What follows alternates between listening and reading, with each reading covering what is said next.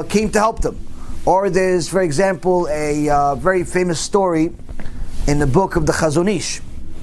Chazon Ish, Alav Shalom, as a sefer that talks about different things that happened in this time.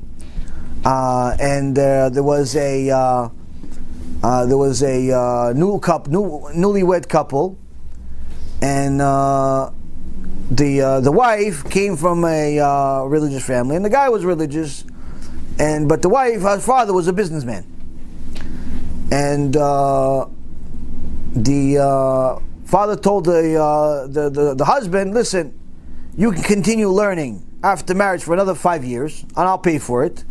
But after 5 years, you have to start working a little bit. So they agreed. Good shidduch, good family, everything's good. So he was learning for 5 years. Every day, all day he's learning. And after 5 years, the father came to him and said, listen, okay, chazaku ba'ut that you learned for the last 5 years, but what about work? He said, listen, I want to learn Torah. There's plenty of work. I want to learn Torah and we'll figure it out. He goes, listen, why don't you do this? Why don't you at least do some, an hour a day, do some accounting for us. Do the numbers for the business. An hour a day. Why? I don't have to pay for you and your wife and my daughter for the rest of your life. You work for an hour a day. And the wife says to the husband, yeah, why not? He's right. Why? He's going to pay for us forever? Work for an hour a day and learn the rest of the day. So that's what he did. He started working. And the wife continued encouraging him to work more. No, come on, 2 hours a day. No, 3 hours a day. 4 hours. Why? Because every time he worked, he'd make more money. And little by little, there was more money, nicer house, nicer stuff, nicer chandelier, nicer chairs, nicer table, nicer.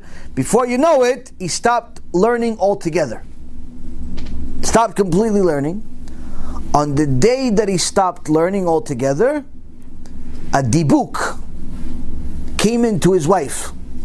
A DIBUK is a neshama of somebody that's being judged in Kafakela. A person that's not in Gan Eden or in Gehenom. They're roaming outer space. And sometimes they're permitted to go into other people. Now when there's two neshamot in one body, it's mayhem. If you read the book by Rabbi Yehuda, for example, which was translated to English, he talks about all the dibukim that he dealt with in his life of different people that he would help them because they had a dibuk in them and he would take it out, which requires the holy names and so on. But the point is that this wife had a dibuk go into her. She started saying all types of crazy stuff. A different voice comes out of her. It doesn't sound like her voice. All types of strange things. Started acting crazy, doing crazy things. So the rabbis came and they tied down the woman so she doesn't continue going crazy. And they started talking to Mekubalim. They started talking to the Dibuk. Says, who are you?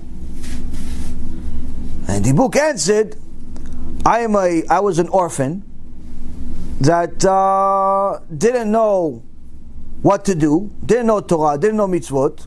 So, you okay? Yeah, that's good. Okay. Didn't know Torah, didn't know mitzvot, so I didn't do anything good in life, and I was a very promiscuous woman. But when I went up to Shamayim, they said, listen, we can't put you in Gehenom because you didn't know anything. But we can't put you in Gan Eden because you didn't do anything good either. So we'll leave you in Kavakela in outer space until you pay the bill for all these bad things that you did, because you still had a brain that you should have discovered and figured out what's the purpose of life. You never did. So you have to go to Kavakela. So then they asked the Dibuk, okay, so who gave you permission to go into this woman? She goes, it's not that they gave me permission. Is that the grandparents of the husband and her grandparents, her grandfather, which were both big tzaddikim, her grandfather and his grandfather were big tzaddikim.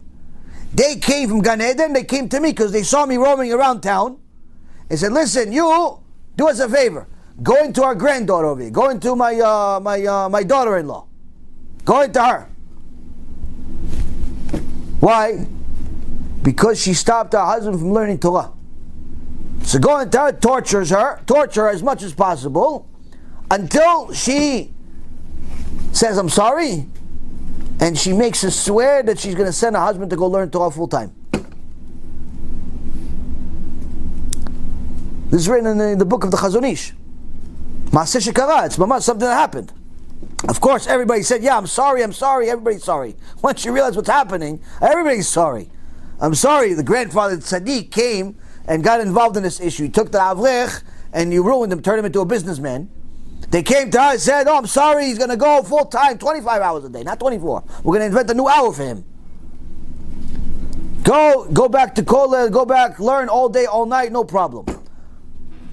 And then the DIBUK left. They were allowed to take out the DIBUK.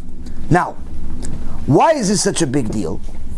Why would a grandfather that's tzaddik, a grandfather that's a ish kodesh, get involved with his grandson or great-great-great-grandson 20 generations later? Why would he get involved? Because they are also aware of the capability of the neshama that's here. Meaning, what is expected of the neshama in this world. Which means, your neshama has certain capabilities and certain expectations from Hashem. You may not be aware of them. You may not even think you're able to do it. Because if you would tell a guy that just started keeping Shabbat 6 months ago, you're going to be the next biggest rabbi in the world. You're going to know the entire Shas by heart. You're going to complete it every 2 months. You're going to give shiurim five times a week. You're going to have a kollel with 1,000 avrechim. The guy's going to say, what are you talking about? I don't even know the Chot Shabbat. I just started keeping it a few months ago. I'm on book number 1 out of 30. What are you talking about? You're not going to think, what are you talking about? This is not me. No way. Because you're thinking based on your today knowledge, based on your today ability. But in Shemaim, they understand the real potential of your neshama. Which means that this woman, when she sent her husband to business in Shemaim, they saw what she was doing. She was simply murdering his neshama. And if, let's say for example, that neshama had the ability to be the next Rabbi Akiva Igel, which was a Gdol Hador a couple of 100 years ago, the next Rav Ovadia, the next Rav Wasserman, the next Chavetz Chaim, the next Stipler Gaon, the next Vilna Gaon, next one of these things. That's the ability that this neshama had. It had all the tools to be the next big one. And you send him to go work. You send him to be the next big businessman. You go up to Shemaim, the wife goes up to Shemaim, she thinks she's a tzadikah. Why? Because she kept Shabbat. And she kept Tarat Mishpacha, and her husband donated $1 million every year to kollels. Right? In Shemaim they say, you are a murderer of Rabbi Akiva Igel. You lady, murdered Rav Ovadia. You murdered the Gaon Vilna. What are you talking about? I don't even know Gaon Vilna. No. Your husband was supposed to be the next Gaon Vilna.